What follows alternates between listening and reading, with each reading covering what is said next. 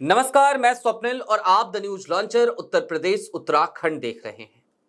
पहले तो भारतीय जनता पार्टी की सरकारें लोगों को इस हद तक मजबूर करें कि वो माइग्रेट करें, कहीं और जाएं, जा करके नौकरी करें।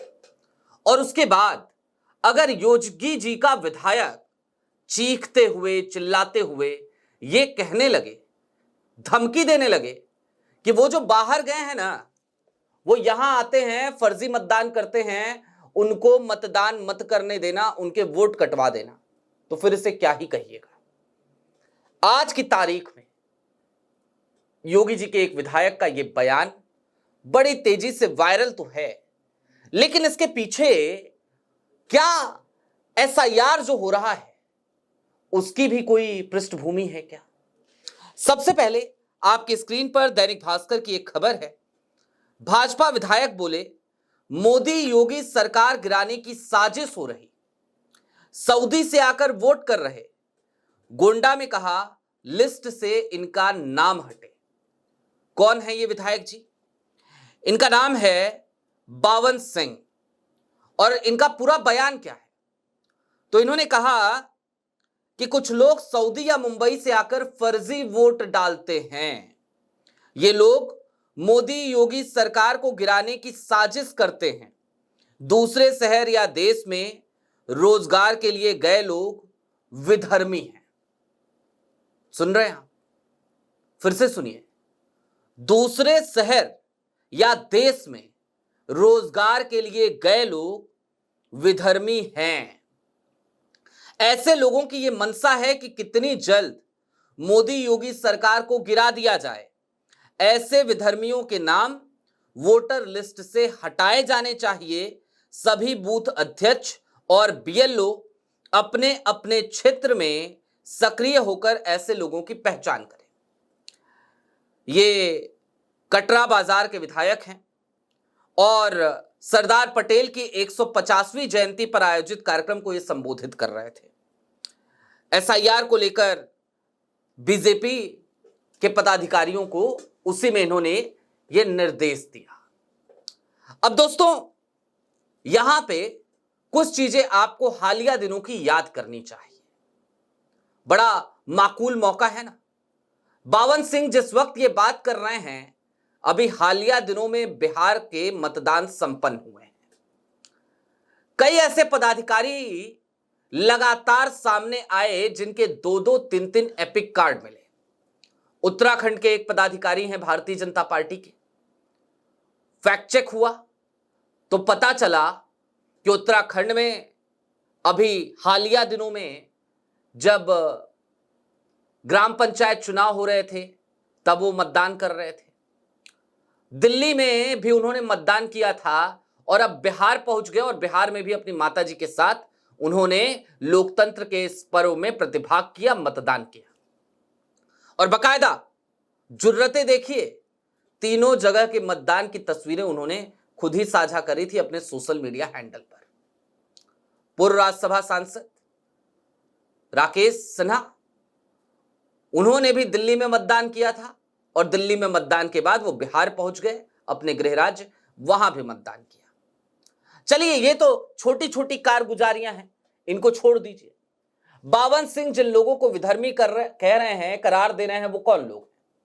निश्चित तौर पर वो लोग जिनको उनके जगह पर, जहां वो रह रहे हैं, जहां के वो रहने वाले हैं, वहां पे रोजगार सुगमता से नहीं मिल रहा, सरलता से नहीं मिल रहा, रोजगार सहज नहीं है, तो वो बाहर जाते हैं, उनकी मजबूरियां हैं। मुझे एक बयान याद आता है देश के प्रधानमंत्री नरेंद्र मोदी जी का।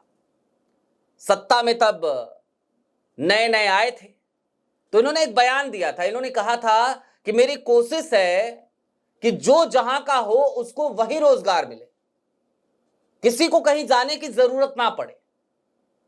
यह बात प्रधानमंत्री नरेंद्र मोदी जी को पता नहीं अब याद है कि नहीं है। 2014 में प्रधानमंत्री बने, 2025 आ गया, 25 बीतने वाला है, 11 साल हो गए। इन 11 सालों में भी पलायन की स्थिति बदस्तूर है। और जहां बिहार में मतदान अभी संपन्न हुए, बिहार में आपने देखा होगा बहुत सारी बसें कहीं हरियाणा से चलाई गई, 2 स्पेशल ट्रेनें चलाई गई, उसका अभी जिक्र आ रहा है, लगातार सवाल पूछा जा रहा है माननीय मंत्री जी से, अश्विनी वैष्णव साहब से, उसका जवाब अभी तक मिला नहीं है। लेकिन वो लोग जो पलायन करके गए हैं वो बावन सिंह की बदौलत विधर्मी है। अब दोस्तों सवाल इससे आगे का है, एसआईआर को लेकर लोग कहते हैं कि भाई आप कहते हैं कि फेक मतदाता मिल रहे हैं, बहुत सारे फेक मतदाता हैं, बहुत सारे फर्जी मतदाता हैं, विपक्ष इस बात का आरोप लगा रहा है, हम जैसे पत्रकार चार बातें कह रहे हैं इस पर, तो एसआईआर हो जाने दीजिए, एसआईआर में दिक्कत क्या है? यही तो सवाल पूछते हैं लोग कि जब शुद्धिकरण इलेक्शन कमीशन कह रहा है और आप खुद कह रहे हैं कि मतदाता सूची अशुद्ध है, तो उसका शुद्धिकरण तो होना चाहिए, तो शुद्धिकरण करवा दीजिए। लेकिन उसके शुद्धिकरण में भी दिक्कत यही पैरामीटर्स हैं। बावन सिंह कहेंगे कि फलाने आदमी चूंकि मुंबई में रहकर रोजगार कर रहा है, भले वो वहां का मतदाता ना हो, भले वो वोटिंग के दिन आ जाता हो, अपने घर पे आके यहां वोट देना चाहता हो, वो चाहता हो कि मेरा परिवार यहां रहता है, मेरे घर बार यहां पे है, मैं तो वहां पे किराए के एक छोटे से मकान में रह रहा हूं, मकान क्या मुंबई की भाषा में कहे तो खोली में रह रहा हूं, तो चलो यहां पे क्या है मेरा लेना देना, मैं वापस जाऊंगा, जाके वहां मतदान करूंगा, फिर वापस आ जाऊंगा अपने काम धंधे पे। अगर कोई आदमी ऐसा चाहता है और बावन सिंह को लगता है वो उनका मतदाता नहीं है, तो बावन सिंह के लोग उसका नाम कटवा देंगे। और अगर कोई दूसरा व्यक्ति है जो भारतीय जनता पार्टी का पदाधिकारी है या नहीं भी है, केवल मतदाता है, तो वो जहां चाहे वहां का मतदाता बन सकता है। चुनाव दर चुनाव हर एसआईआर में वो अपना नाम डलवाता रहेगा क्या? भाई उत्तर प्रदेश में एसआईआर हो रहा है, अभी देखिएगा जब 2027 में चुनाव होंगे तो मैं शर्तिया तौर पर कह रहा हूं, फिर से कुछ ऐसी कहानियां निकल कर आ जाएंगी कि कुछ ऐसे लोग मिल गए, मिल क्या गए, पाए गए जो सर्वव्यापी हैं, जो बिहार में भी मतदान किए थे, उत्तर प्रदेश में भी मतदान कर रहे हैं। दरअसल यहां पर सवाल सिर्फ बावन सिंह के इस बयान का नहीं है, सवाल इस चीज का भी है कि एसआईआर से दिक्कत नहीं है, एसआईआर के सिलेक्टिव हो जाने से दिक्कत है। और ये सिलेक्शन और रिजेक्शन का गेम किस लेवल पे हो रहा है उसको एक्सपोज आज किसी और ने नहीं, खुद योगी जी के विधायक बावन सिंह ने अपने अंदाज में कर दिया, भरे मंच से कर दिया, लोगों को बता दिया, अपने पदाधिकारियों को निर्देश दे दिया और कह दिया कि किनका मतदान नहीं होने देना है, किनका नाम एसआईआर में आपको कटवा देना है। अब इसी बेस पर यदि विधर्मी करार देते हुए उन तमाम मतदाताओं के नाम उत्तर प्रदेश में एसआईआर में काट दिए जाएं, तो फिर इसे क्या ही कहिएगा।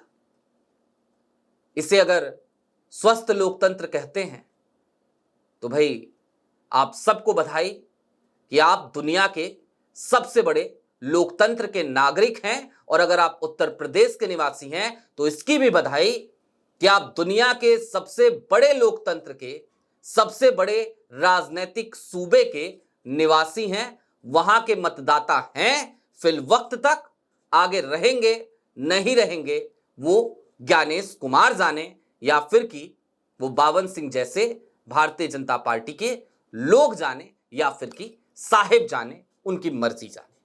अभी के लिए दीजिए इजाजत। ऐसे ही तमाम अपडेट्स, तमाम डेवलपमेंट्स के लिए जुड़े रहिए the news launcher Uttar Pradesh Uttarakhand के साथ। बहुत शुक्रिया।